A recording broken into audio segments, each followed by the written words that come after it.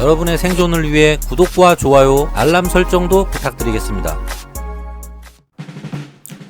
자, 반갑습니다 여러분. 벙커모토의 고사장입니다.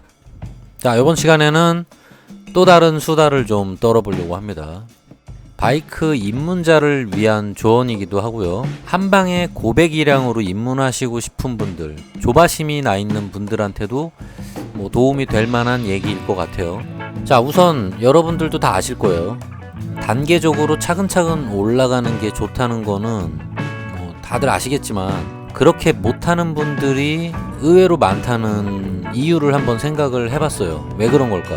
사실 처음부터 고배기량 바이크에 관심이 없던 분들에게는 단계적으로 올라가세요 라는 말이 먹힐 수도 있을 것 같아요. 근데 내가 타고 싶었던 드림 바이크가 리터급 1000RR이라거나 S1000RR이라거나 BMW, 또는 영화에 맨날 나오는 막 로보캅도 타고 터미네이터도 타고 다니는 하레이 데이비슨이다, 이런 분들한테는 별로 관심도 없을 뿐더러 저배기량으로 입문하라는 말이, 그리고 디자인도 또는 이제 빵이나 배기량 이런 게 절대 마음에 들 리가 없다고 생각을 해요. 그래서 현실적으로 그런 분들한테는 저배기량 바이크를 거쳐 가라고 한다면 아마도 중복 투자라고 생각을 하거나 시간과 금전적 에너지 낭비다라고 생각을 하게 될 것 같습니다.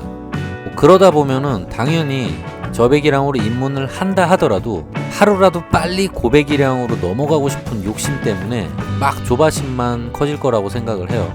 금방 기변할 거라고 생각합니다. 그리고 자, 그렇게 생각을 하다 보면은 분명히 처음부터 무리를 하더라도 한방에 고배기량으로 가자, 어찌 보면은 충분히 합리적인 판단이라고 생각할 수 있을 것 같아요.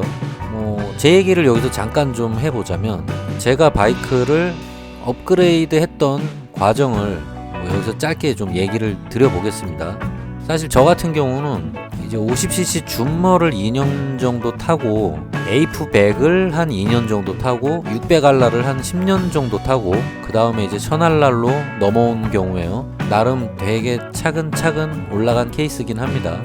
물론 이제 100cc에서 600으로 바로 넘어가긴 했지만, 그렇다고 해서 제가 줌머로 입문을 할 때 리터급 R차들을 동경하지 않았느냐 라고 하면 또 그렇지도 않습니다. 사실 제가 가장 동경하던 드림 바이크는 400RR이랑 닌자 400이었어요. 저도 당연히 처음부터 그런 바이크를 타고 싶었죠. 근데 그렇게 하지 못했던 결정적인 이유는 바로 돈이 없는 거지였다는 겁니다. 당시만 해도 이제 막 대학을 졸업하고 직장을 다니던 사회 초년생 시절이다 보니까 독립을 해서 혼자 먹고 사는데 돈이 정말 많이 쪼들렸습니다.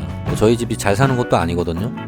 때문에 미래를 위해서 돈을 안 모을 수가 없는 상황이었고, 그런 와중에 비싼 바이크에 돈을 투자한다는 거는 꿈도 꿀 수 없는 일이었어요. 취미에 올인해서 거지가 되고 싶은 생각은 눈꼽만큼도 없었습니다. 그러다 보니까 내가 지금 가진 자금에서 가장 이쁘고 마음에 드는 바이크를 사자라는 생각을 했었어요, 그 당시에. 물론 친구가 꼬셔서 산 것도 있었지만, 사실 그 친구가 꼬시지 않았으면 지금까지 바이크를 안 탔을 수도 있습니다. 어쨌건 당시에 제가 투자 가능한 금액은 한 250만원 정도가 한계였어요. 마침 또 그 시절이 이 줌머랑 비노 같은 50cc 패션 스쿠터들이 한참 이제 국내 인기를 끌던 시절이라 당연히 저 같은 경우는 줌머로 입문을 하게 된 겁니다. 그 후로 직장 생활을 계속 하면서 자금도 조금 모였기 때문에 욕심도 생기고 호기심도 조금 생겼어요. 그래서 저 같은 경우는 차근차근 단계적으로 입문이 가능했던 케이스입니다. 사실 어떻게 보면은 저 같은 경우는 자제력이 있어서도 어느 정도는 있었지만, 그거보다 더 근본적으로 어쩔 수 없이 그렇게 행동할 수밖에 없는 주변 상황이 영향을 끼쳤던 게 맞습니다. 그런데 만약에 제가 집이 되게 잘 살고 부모님한테 바이크를 사달라고 할 수 있다거나, 또는 할부 인생으로 그냥 살 생각을 해버리고 풀 할부로 그냥 카드로 바이크를 질러버렸으면은, 또는 사회 초년생이 아니라 돈을 좀 모아둔 30대에 바이크를 입문하게 됐더라면 아마 저도 처음부터 고배기량 바이크로 입문을 했을지도 모르는 일이에요.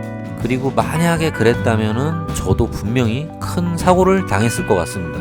줌머를 타던 시절을 생각해보면 저도 정말 개념 없이 막 무식하게 운전을 하고 다녔던 게 맞아요. 장갑도 안 꼈지, 뭐 보호대는 헬멧 말고는 뭐 반모까지는 아니다. 반모까지는 아니고 그래도 조금이라도 안전하게 하겠다고 OGK 밥 헬멧 쓰고 다니고 이랬습니다. 제트모죠. 어쨌든 그거 말고는 보호대를 아예 하고 다니지 않았어요. 그냥 저도 반바지에다가 막 티셔츠 입고 반팔 티셔츠 입고 다니고 막 이랬습니다. 근데 지금 생각해보면은 아찔한 상황이 너무 많았어요. 물론 이게 배기량이 낮아서 큰 사고로 이어지지 않았던 게 정말 맞습니다. 최소한 과속으로 인한 사고는 없었으니까. 자, 그러면은 난 지금 여유 자금도 있고 처음부터 고배기량을 타고 싶어서 도저히 단계적으로 올라가는 게 안 되겠다. 나는 진짜 목에 칼이 들어와도 바로 S1000R로 입문을 해야겠다. 바로 할리로 입문하지 않으면은 나는 진짜 돌아버릴 것 같다. 이런 성향을 가지신 분들이 있으면은 제가 몇 가지 팁을 좀 드리겠습니다. 아까 잠깐 말한 것처럼 억지로 저배기량을 타는 건 제가 생각해도 아마 쉽지 않을 것 같아요. 자, 그렇다면은 조금 시각을 좀 바꿔서 접근해 보세요. 우선 125cc급에서 가장 자기 스타일에 맞는 바이크를 한번 찾아보라는 겁니다. 출력 이런 거는 의미가 없고 무조건 디자인 취향으로 고르는 게 맞는 것 같아요. 어차피 자금적으로 여유는 있으니까 뭔가 싸 보이는 디자인이 싫다면, 좀 고급스러운 거를 원한다면 같은 125cc급에서도 좀 더 비싸고 퀄리티가 높은 모델을 찾으면 되는 거예요. 그런 모델이 없는 게 아닙니다. 사실 잘 모르셔서 그럴 수도 있는데 어찌 보면은 가성비가 상당히 떨어지는 행동이긴 해요. 같은 125cc급에서도 너무 디자인이 마음에 안 드는 분들에게는 물론 이게 대안이 될 수도 있습니다. 대표적으로 가성비 떨어지는 모델이라고 하면은 베스파, 그리고 허스크바나, 스바르트 필렌이나 비트 필렌 125 정도가 어떻게 보면은 가성비가 별로 좋지 않은 모델이라고 볼 수는 있어요. 베스파도 마찬가지지만, 또 가성비가 어찌 보면 안 좋은 모델이 바로 커브의 C125 맞나? 커브의 좀 스페셜 모델이 있는데 사실 가격으로 치면은 125cc 가격이 아닙니다. 얘네들이 전부 오히려 저가형으로 더 배기량이 높은 다른 모델을 살 수 있는 금액들이에요, 이게. 근데 비싼 데는 이유가 있겠죠. 디자인적으로나 스타일적으로 또는 기능적으로 다른 125cc에 비해서 월등히 높은 게 사실이에요.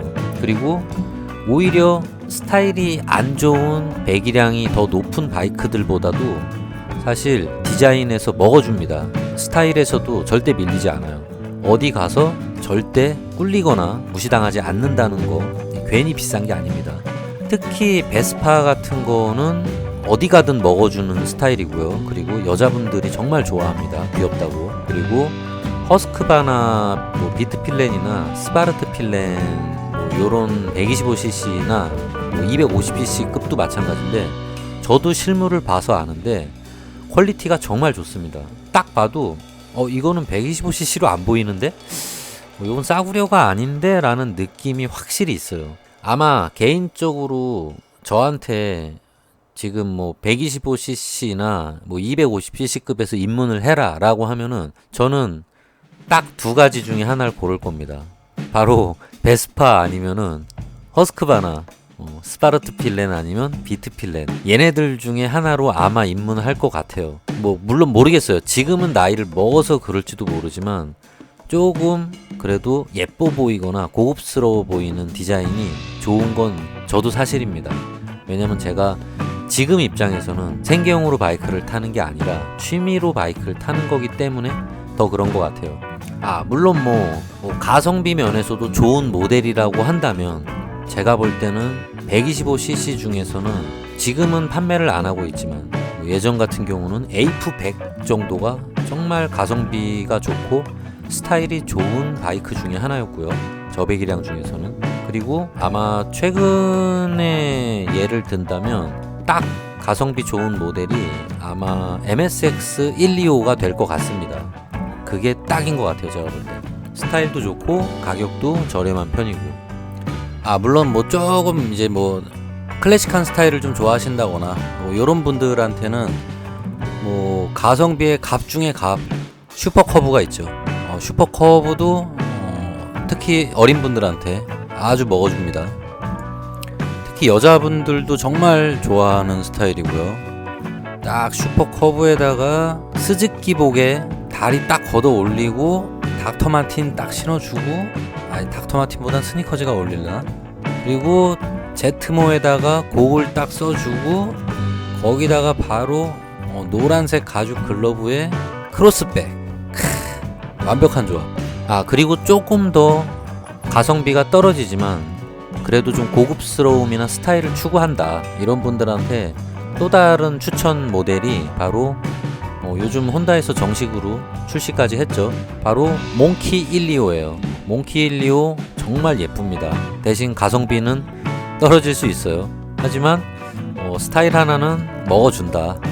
어디 가서 충분히 주목받을 수 있는 외형을 갖고 있습니다. 정말 예쁩니다. 어쨌든 뭐 그런 모델들이 있다는 거를 알아두셨으면 좋을 것 같아요. 그리고 또 한 가지 명심할 거는, 이 저배기량으로 입문할 때는 가속력이나 최고속에 대한 욕심은 아예 처음부터 버리고 입문하는 거를 저는 추천드리고 싶습니다. 그냥 포기하시라는 거예요. 어차피 저배기량에서는 원하는 파워가 안 나오는 거는 당연하고요. 그리고 빼먹었는데 배기음도 마찬가지예요. 저배기량 단기통에서 뭔 짓을 해도 멋진 소리 안 납니다. 그냥 볼볼이에요. 아니면은 짜증나는 소리밖에 안 나요. 그러니까 배기음은 아예 포기하시고 선택을 하시는 게 좋습니다. 그리고 최고속이나 이런 것도 당연히 떨어질 수밖에 없어요. 간신히 100km 찍을까 말까니까 사실. 특히 이런 상황에서 막 최고속이나 배기량에 욕심을 부리기 시작하면은 자기 바이크에 금방 정이 떨어져 버려서 성급하게 다시 업글을 해버릴 수 있어요. 그리고 심한 업글병이 도지게 됩니다. 이 성급한 업글병이 안 좋은 이유가 뭐냐면, 저배기량에서 배울 수 있는 것들이 정말 많은데 그 경험을 충분히 하지 못하고 건너뛰게 된다는 거예요. 그렇게 건너뛰고 이후에 미들급이나 그 이상 모델로 업그레이드를 해버리면은 경험 부족으로 인해서 아주 심각한 위험이 발생될 수가 있기 때문에 안 좋다고 얘기를 하는 겁니다. 물론 뭐 목숨을 걸고라도 나는 도전을 해보겠다 하시는 분들이 계실 수도 있고, 뭐 실제로 그 도전에서 성공하시는 분이 계실 수도 있지만, 글쎄 그 취미 하나에 목숨까지 걸면서 굳이 위험한 길을 갈 필요가 있을지는 모르겠어요.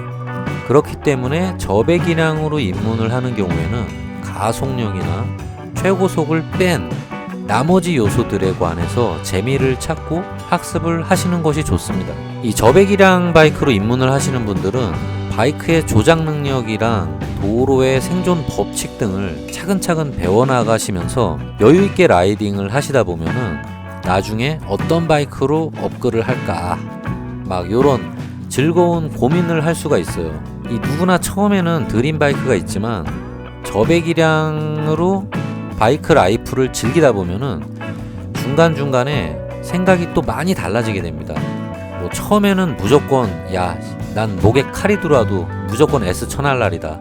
내가 미션 임파시블에서 탐 크루즈가 S1000RR 타는 거 보고 완전 뿅 갔다 진짜. 또 뭐 어떤 분들은 또 미션 임파서블 다음 편에서 탐 크루즈가 BMW 그 뭐지? 엔진 양쪽으로 빵빵 튀어나온 거, 갑자기 모델 이름이 생각이 안 나네. 맞아, R90. 탐 크루즈가 R90 막 신나게 타고 가다가 사고 나는 장면을 보고 난 진짜 여기 삘 꽂혔다. 난 무조건 R90로 입문을 해야 돼. 요렇게 생각했던 라이더분들도 저배기량 바이크를 타고 다니면서 낚시를 하러 다닌다거나 캠핑을 자주 한다거나 임도 주행을 막 즐기고 이러다 보면은 나중에 생각이 바뀌는 경우가 있어요. 내가 바이크를 타보니까 내가 예전에는 막 무조건 R차만 타고 싶었는데 현실적으로 내 취향이 그쪽이 아니야. 차라리 나는 캠핑을 하고 다니거나 임도 주행에 특화된 뭔가 듀얼 퍼포즈 요런 장르로 업글을 하는 게 더 나을 것 같아. 막 이렇게 생각을 할 수도 있는 거고요. 그리고 매뉴얼 바이크로 입문을 좀 해보니까 이게 타보니까 생각보다 불편하네. 내가 기대했던 게 이런 게 아니었는데 라고 하면서 오히려 편하고 또 빠른 TMX로 업글을 하게 될 수도 있는 거예요. 이건 진짜 모르는 겁니다.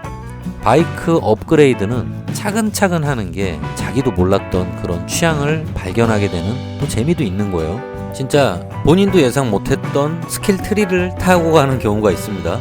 막 캐릭터 성장이 막 이상하게 가는 경우가 있어요. 그거 진짜 아무도 알 수 없습니다.